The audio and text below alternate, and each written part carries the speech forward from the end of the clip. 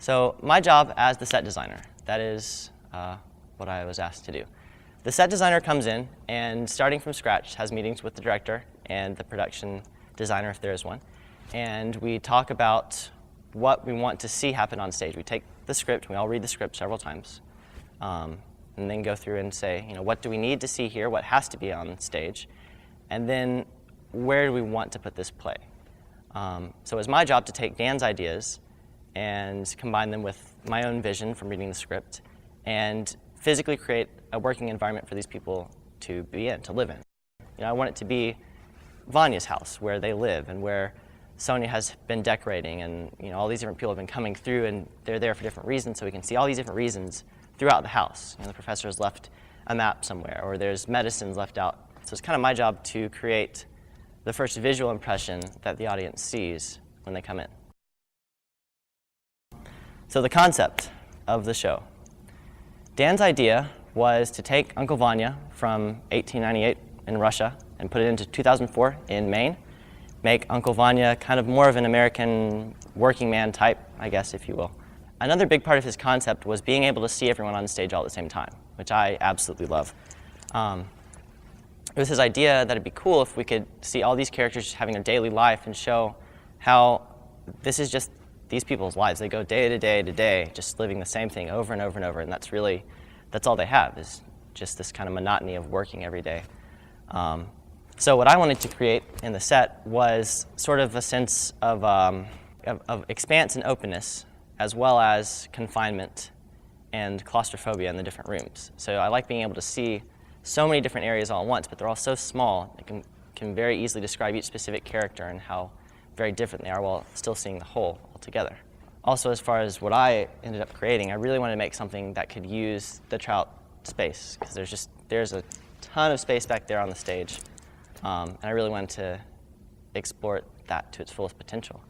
So I tried to make this thing move as many different ways as possible. I thought that'd be really interesting to the audience to be able to not really know what was going to change next or how it was going to go. One thing I started off with, the very first thing I did, was start looking at pictures of houses in Maine today, modern houses. I just hopped on some real estate websites and started surfing around to see, what do these houses even look like? Because I have no idea. I've never been to Maine. I don't know. So I started researching that to kind of get a grip, and I started looking more into the theatrical world. How am I going to make this house happen on stage? And I actually took a lot of inspiration from August Osage County. So I tried to take those ideas of being able to see into these different rooms, but still have part of the structure of the house all around, and kind of use that as a springboard as well. So I started combining those two elements, rolling those around in my mind, trying to think, what can I use? What elements are really, really important here? One reason why I put the tower in is that a lot of those main houses are built with these big towers on them in some form or another. So that's a key aspect of that architecture. So I really wanted to include that. Same thing with the color of the floors and all the mahogany you see throughout the set. That's huge in a lot of those houses up there. So that was all my first research, to figure out more of a physical structure. Then what I started doing was looking at pictures and documents and images from Russia, because our storyline is that all these characters have, in some form or another, come from Russia to America, either their ancestors or they themselves or whatever. So I wanted to try and incorporate a sense of their past into this set by bringing in different paintings and a little bit of the architecture of the furniture and the seating and things like that, to try and make us remember, this is these people's heritage. It's not just that they're here in Maine living today. It's that they have their mother or their father or grandmother, whoever, who's came over or is back in Russia or whatever, and they still remember that. So I want to incorporate these very real sense of family into the thing as well. So I kind of did all that research and started to get an idea in my head, and then just started sketching. I draw, and I just carried a sketchbook with me and just started drawing pictures all the time. Anytime I would think of maybe this could be this way or that or whatever. And from the very beginning, I started trying to figure out how this thing could move, because I really wanted to open up sort of like a dollhouse. So I started looking at pictures of dollhouses and figured how those could go, which ended up not really using that kind of a path. What we have today doesn't include a lot of my research, and it does include a lot of it as well. So a lot of stuff gets dropped. A lot of stuff kind of just, you realize isn't as important as other things. So you keep the important stuff and drop what you don't need. So after I'm kind of just doodling or whatever, I figure out more solid ideas. And then from there, I'll start sketching out ground plans and more scaled out rendering, so I figure out exactly the sizes of everything needs to be. So in the very beginning of the process, we're changing big things. It's like, well, maybe we just need 2 rooms. Well, maybe we need 8 rooms. Which one's it going to be? So we start down one of those tracks, and we decide, well, I don't know, maybe 2 rooms is way too few. Maybe we should amp it up. So we'll go down the other path. Well, let's try a few here. And it was just playing back and forth between talking to the director and talking to our TD and the other designers and figuring out what would be best for everyone that we ended up here. Each piece is 17 feet 4 inches tall, from the floor to the top of the wall, which is really, really high. We trim our lights to 19 feet, so that leaves basically a little over 1.5 feet to play with in the lighting area, which our lighting designer, Paul, was really, really gracious to let me build something so big. The house unit is 19 feet across by, I want to say, 24 feet deep, so it's pretty big. The tower runs 10 by 10 at its widest points, and the wall we fly in is 17 feet tall, and the roof section that goes across the top is 28 feet wide, which is exactly as wide as our proscenium.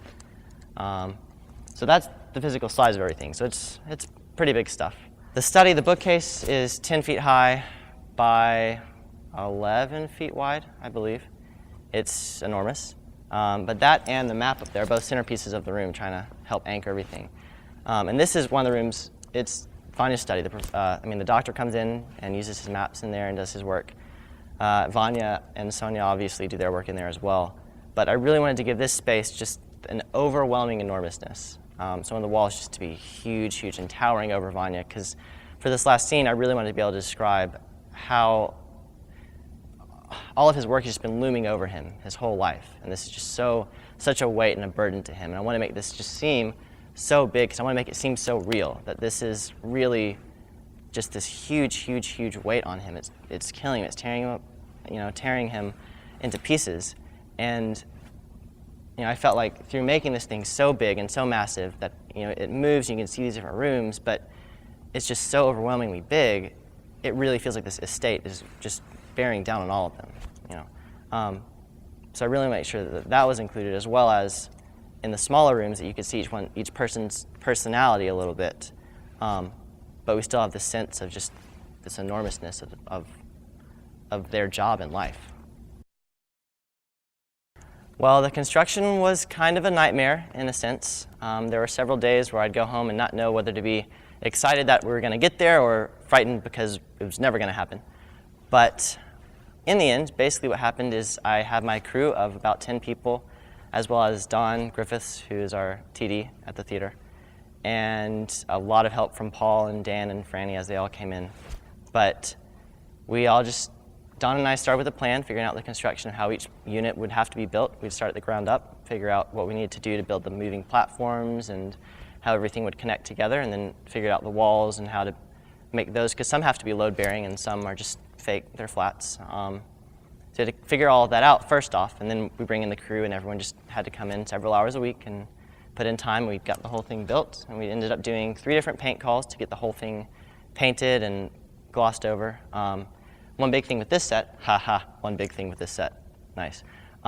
It's gigantic, but there's a lot of detail, because we're trying to really, really get all the little details. It's one thing to build something this big and just, do it, pardon my French, half-assed, But if I feel like if you really go through and hit every single detail, do the crown molding, do the flooring nicely, make sure the bookshelf is actually full as if it were in someone's house. They've been collecting these books their whole life. Make sure all the furniture matches, all the specific paint details are done in each little piece.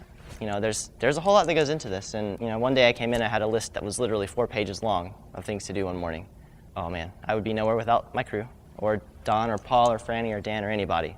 They all pitched in all their time and their effort to get this thing made. And it's a lot of the details really show, and you could tell by the audience's reactions. And I feel that people were really impressed by the fact that there was so much put into this. And I take a lot of value in that as well as a designer. I feel like I really want to put my fullest effort into something and put out the greatest piece of art that I possibly can.